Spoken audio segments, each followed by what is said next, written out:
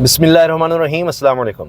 عمران خان صاحب کے کزن اور بہت بڑے ناقد بھی حفیظ اللہ نیازی صاحب صحیح کہتے ہیں کہ عمران خان کو آپ جتنا دبانے کی کوشش کریں گے، اس پر جتنا پریشر ڈالیں گے، جتنا اس کو توڑنے کی کوشش کریں گے، یہ آپ کو بہت بڑا سرپرائز دے گا اور اتنی مضبوطی سے آپ کے سامنے ڈٹ جائے گا۔ اب آپ یہ دیکھیں کہ عمران خان صاحب جیل میں، ان سے ملاقات کرنے نہیں دی گئی، ان کے خلاف ایک کے بعد ایک کیسز بنائے جا رہے ہیں، کوشش ہے کہ کسی بھی طرح سے ان کو کوئی ریلیف نہ مل سکے، حتیٰ کہ عدالتوں سے اگر کوئی جج ان کے حق میں فیصلہ دیتا ہے تو اب اس جج کے گرد گھیرا تنگ کرنا شروع کر دیا جاتا ہے۔ مگر ہو کیا رہا ہے؟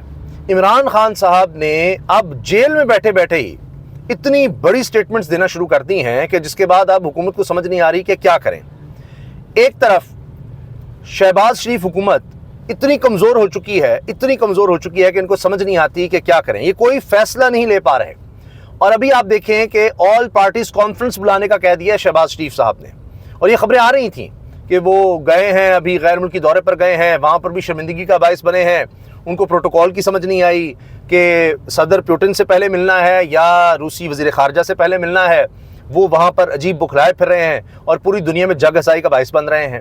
یہاں پر ان کے وزیر اطلاعات یہ کہہ رہے تھے، عطا تارڑ صاحب یہ کہہ رہے تھے، نہیں وہ تو پہلی آپریشن ہو رہے ہیں، یہ جو آپریشن عزم استحکام ہے یہ اس طرح کا نہیں ہے کہ ہم کسی کو نکال لیں گے، کریں گے، فلاں ہے، آپریشن تو پہلے ہی جاری ہیں، انٹیلیجنس بیسڈ آپریشن ہو رہے ہیں۔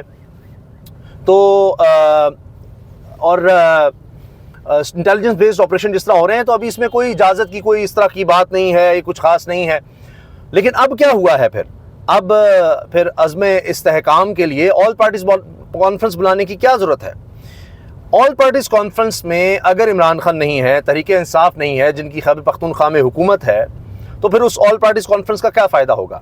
اچھا، ان حالات میں بھی عمران خان نے اعلان کیا ہے کہ آل پارٹیز کانفرنس میں تحریک انصاف شرکت کرے گی، لیکن ایک بہت بڑی بات جو کہہ دی ہے عمران خان صاحب نے پاکستان پیپلز پارٹی اور نون لیگ کے حوالے سے، جسے زبیر علی خان صاحب یہ صحافی ہیں اور بڑے بڑے پلیٹ فارمز کا حصہ رہے ہیں اور اب بھی ایک بڑے میڈیا کے ساتھ کام کر رہے ہیں۔ زبیر علی خان لکھتے ہیں، عمران خان کا آرمی چیف سے متعلق بیان، جنرل عاصم منیر نے نون لیگ، یہ غور سے سنیے گا، general Asim Munir army chief نے، جنرل عاصم منیر نے نون لیگ اور پیپلز پارٹی کا جنازہ نکال دیا ہے۔ بجٹ کے بعد ان کی سیاست ختم ہو گئی ہے، ان کے ساتھ وہ ہو گیا ہے جو دشمن کے ساتھ بھی نہ ہونا چاہیے، جو دشمن کے ساتھ بھی نہیں ہونا چاہیے۔ اندازہ لگائیے کہ عمران خان صاحب کو اب ہمدردی کا احساس ہو رہا ہے نون لیگ اور پیپلز پارٹی سے، کہ نون لیگ اور پیپلز پارٹی نے عمران خان پر پہاڑ توڑ ڈالے ہیں ظلم کے، ان کی پارٹی پر ان کو توڑا، کیا کیا نہیں کیا ان کی جماعت کے ساتھ، لیکن عمران خان کو ہمدردی ہو رہی ہے نون لیگ اور پیپلز پارٹی سے، کیونکہ وہ کہتے ہیں کہ دشمن کے ساتھ بھی ہونا چاہیے۔ اب وہ یہ کہہ رہے ہیں کہ جی آرمی چیف نے ان کے ساتھ وہ کر دیا ہے کہ جو دشمن کے ساتھ بھی نہ ہو، اور ان پارٹیز کا اب نون لیگ اور پیپلز پارٹی کا جنازہ نکال دیا ہے بجٹ کے بعد، ان کی سیاست ہی ختم ہو گئی ہے۔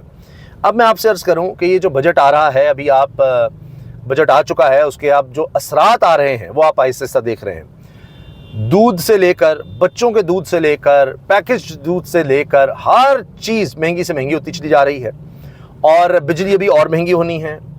اب ستمبر میں ایک بہت بڑی تحریک شروع ہونے لگی ہے، اور یہ ایک عوامی تحریک ہوگی، اس پر فواد چودھری نے بھی بات کی ہے، اور یہ نہیں ہے کہ جی اس میں کوئی تحریک انصاف ہے یا کوئی اور جماعت ہے یا جو اتحاد بن رہا ہے اس کی طرف سے کچھ ہوگا، نہیں، یہ ایک عوامی تحریک ہوگی اور یہ جماعتیں اس میں ساتھ ہوں گی، کیونکہ ایک لاوا پک چکا ہے اور وہ پھٹ رہا ہے۔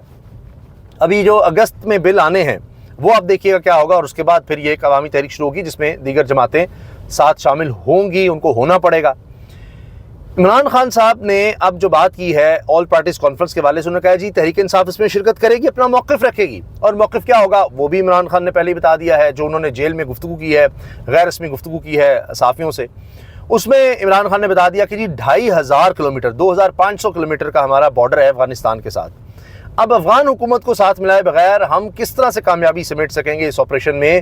یہاں پر دہشت گردوں کے خلاف جب آپریشن کریں گے تو وہ اس طرف چلے جاتے ہیں، اور انہوں نے کہا کہ ہمیں یہ پتہ تھا کہ افغانستان کی سرزمین ہمارے خلاف استعمال ہو رہی ہے، میں اس وقت بھی وہاں پر گیا تھا کہ بات چیت کے دروازے کھلے رکھنے چاہیے، بات چیت ہونی چاہیے، اور جب تک ہم بات چیت نہیں کریں گے معاملات بہتر نہیں ہو سکتے۔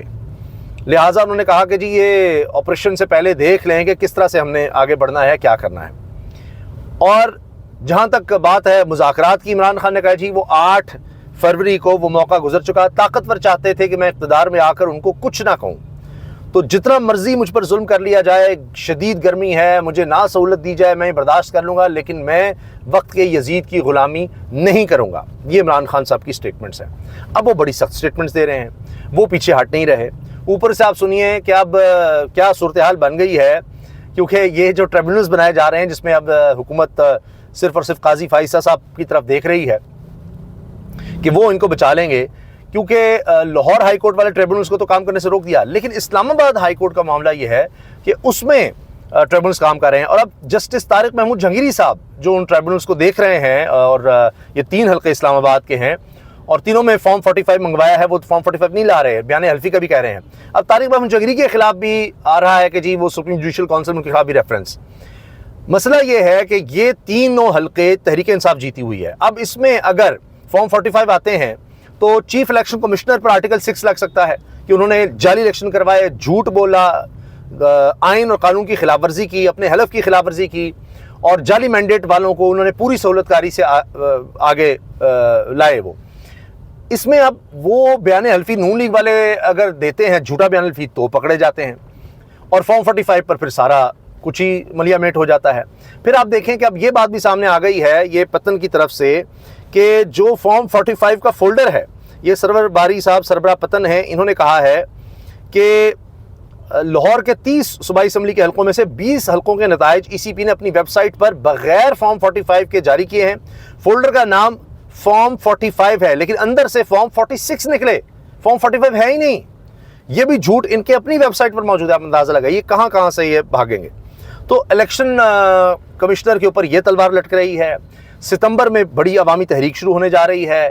اے پی سی تحریک انصاف کے بغیر ناکام ہوتی، عمران خان کے بغیر اس طرح سے ڈیسیجن ہو نہیں سکتے، ظاہر ہے تحریک انصاف کا وہی موقف ہوگا جو عمران خان کا ہوگا۔ وہ الگ معاملات آپ دیکھ رہے ہیں کہ چل رہے ہیں۔ پھر عمران خان کے خلاف ایک بڑی چال جو چلی گئی، اچھا ایک الگ کیس بنا رہے ہیں ہم، اور وہ ایک رپورٹر ہے اس نے درخواست دے دی ہے کہ جی عمران خان نے آرمی چیف اور ملک کے خلاف بغاوت اور یہ سازش اور سارا کچھ کیا ہے۔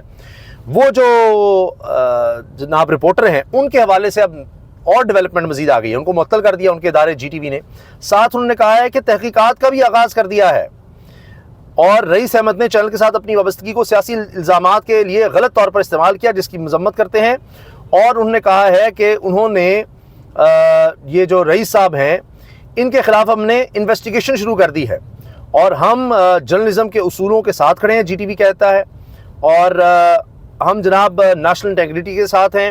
وی also reaffirm our profound respect for our institutions and our armed forces who selflessly defend our national honor and sovereignty. We stand unwaveringly with them, honoring their sacrifices and rejecting any attempts to undermine their reputation. یہ جناب جی T V کی طرف سے یہ ساری وضاحت آئی ہے۔ اور دوسری طرف آپ یہ دیکھیں کہ جو سابق صدر لاہور ہائی کورٹ بار ہیں محمد اشتیاق چودھری ایڈوکیٹ، انہوں نے کہا ہے عمران خان سے ملاقات کے بعد ایک بات واضح کر دوں، ہمارا قاضی فائز عیسیٰ پر اعتماد باقی نہیں رہا۔ قاضی فائز عیسیٰ بی ٹیم بنا ہوا ہے اور آئین کو روند رہا ہے۔ اب عمران خان صاحب نے بھی عدم اعتماد کا اظہار کیا ہے قاضی فائز عیسیٰ صاحب پر، اور انہوں نے ساتھ کہا ہے کہ صدر کا کیا کام ہے کہ صدر ہاؤس کے اخراجات بڑھا دے، بجلی اور گیس کے بلوں نے عوام کی کمر توڑ دی ہے۔ میرے حوالے سے قومی اسمبلی میں عمر ایوب، سینٹ میں شبلی فراز سمیت علی امین گنڈا پور بڑے تگڑے بولے اور کوشش کی۔ مذاکرات اور بات چیت کا وقت 8 فروری کو گزر گیا۔ اوپر بیٹھے طاقتور یہ چاہتے تھے کہ میں گارنٹی دوں کہ اقتدار میں آ کر ان پر ہاتھ نہیں ڈالوں گا۔ عمران خان کی گفتگو۔ پھر کہا برِ صغیر میں 1990 تک پاکستان سب سے آگے تھا، لیکن آج سب پاکستان سے آگے ہیں اور ہمارا ملک میانمار کی طرف بڑھ رہا ہے۔ موجودہ بحران سے صرف وہ پارٹی ملک کو نکال سکتی ہے جس کے ساتھ عوام ہوں۔ ملک میں ایلیٹ کا بجٹ بنایا گیا، لوگ پٹ گئے ہیں، ملک کو صرف ایلیٹ کنٹرول کر رہی ہے۔ عمران خان نے یہ گفتگو کی ہے۔